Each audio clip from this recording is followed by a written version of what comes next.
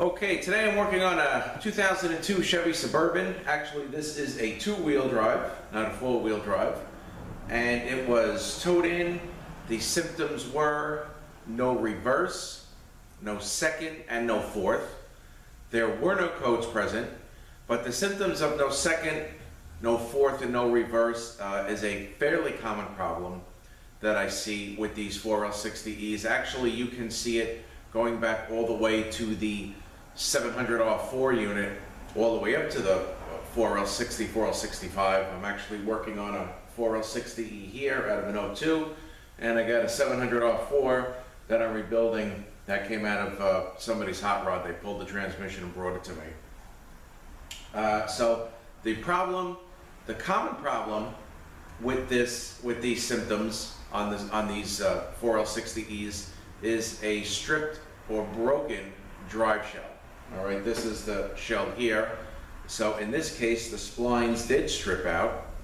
So if they don't strip out, one of two things can happen. Either this breaks off or the splines strip. And in this case, the splines had stripped. So I just wanted to share a tip with you guys, because on every 4L60E or even 700 that I do, I always change the shell, even if the shell comes out perfect, and say, oh yeah, maybe I can use this again. But you know, with my warranties and stuff like that, and the cost of the new aftermarket shell, it is well worth to change it. Most of the time, I will find these splines worn, even a little bit worn, on this 700 I'm doing. That's actually somebody else rebuilt. The spline's about 50% worn, and behind the motor that this guy has, that thing wouldn't have lasted. That's actually here for other reasons, but that's one thing that I found when I opened up the transmission. So either, again, splines strip or the top breaks off, and I replace it with a new shell, and this here is all hardened. So that's really not gonna happen. And the good thing about this shell is you can use this on a regular 700, because it will accept the 4-tab washer, here onto the shell, or this later 4L60E I'm doing doesn't take the washer, it takes a bearing, and it will accept the bearing. So it's kind of like a universal shell. Again, it is an aftermarket. It is a great product. I put it on every one of them.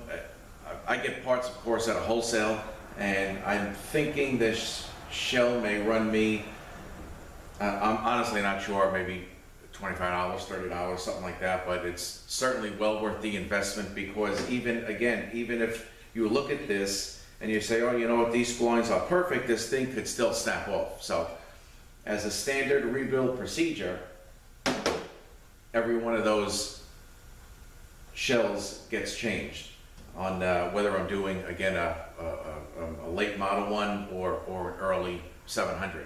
I actually have another one, you know, for this 700 that I'm doing. This is the same, you know, two of the same here.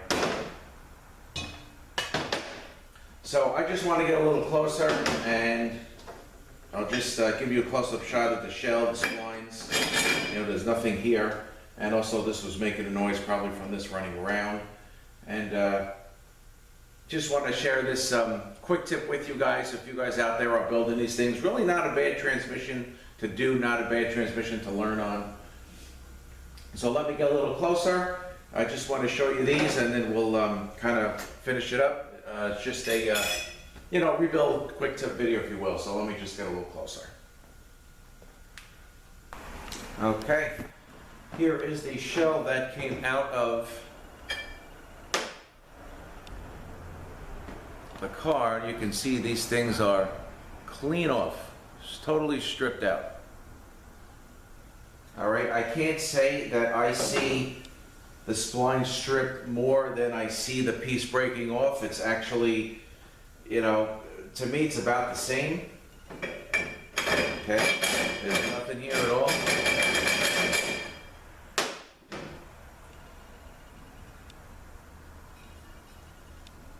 And here is the new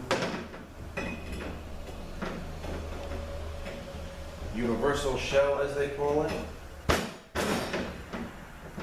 It's got a nice fit. So again, you know, you got your snap ring here. If you happen to change, if say this thing breaks off and you have to change this sun gear, just make sure you swap over the snap ring, because that's kind of where it stops. But on every one of these, that's what gets done. It is a very good rebuild procedure, you know, so this thing does not come back on you, because like I said, the splines may look good, but on the next thing you know, this whole top here could snap right off from the shell. So just a quick rebuild tip that I wanted to share with you guys. And this again covers anywhere from a 700R4, you know, back in the day. The one that I'm building on this bench is, has the auxiliary tube that goes into the pump. So this is probably around an 88, 87, 88. But I mean, this thing, you can use this thing if you're building one for an 83. So I would highly recommend a shell on every rebuild. And again, it's really not that bad. It's a pretty good investment to make when rebuilding this unit. All right, guys, so I thank you guys for watching. Have a great day, and we will see you next one.